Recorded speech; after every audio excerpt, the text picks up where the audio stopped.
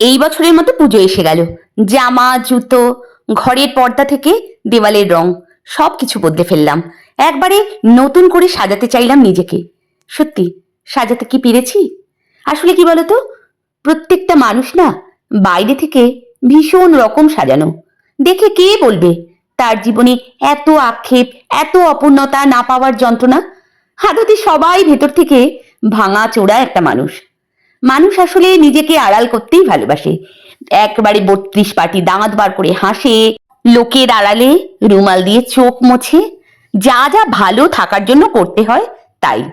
আসলে বিছানায় পেতে রাখা নতুন একটা বেডশিট পেতে দিলে ঘরটা যেমন মানানসই হয়ে যায়, তেমনি নতুন জিনিসেও আমরা বাইরে থেকে একদম নতুন হয়ে উঠি, যেমনটা পুজোর সময় দেখতে লাগে। ছেঁড়া লেপ, নষ্ট হয়ে যাওয়া তোষকের মতো মানুষের ভেতরে রয়েছে একটা আগোছালো বিছানা।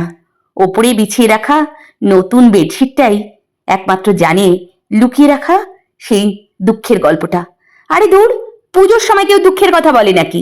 পুজোর সময় হাসি খুশির লুক নিয়ে স্টেটাসে বিভিন্ন ছবি দিতে হয়, মজার মজার কথা বলে বন্ধুদের সাথে রেস্টুরেন্টে সময় কাটাতে হয়, ঘরে ভালো মন্দ রান্না করে খেতে হয়।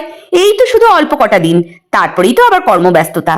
এই সময় দুঃখের কথা বলতে নেই, মন খারাপটাকে আলমারিতে শক্ত করে তালাবন্দি করে রাখতে হয়, যেন হুটহাট পুজো প্যান্ডেলে বেরিয়ে না পড়ে।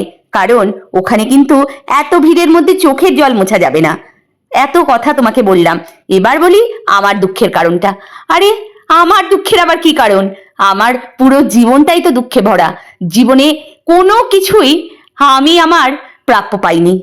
যেটুকু না হওয়ার নয় সেটাও হয়ে গেছে। জীবনে সবটাই ফাঁকি। তবে একটা কথা বারবার বলে রাখি, ওই যে বলে না, শেষ হইয়াও না হইল শেষ। আমারও জীবনের গল্পটা কিন্তু এখনো অনেক বাকি। কারণ তোমাদের যে বন্ধু হিসেবে পেতে পারি এটাই তো ভাবতে পারিনি। জীবনে এত তাড়াতাড়ি হেরে যেতে নেই। হয়েছে তো কি হয়েছে, বয়সটা এগিয়েছে, কিন্তু মনটা সেই আগের মতো।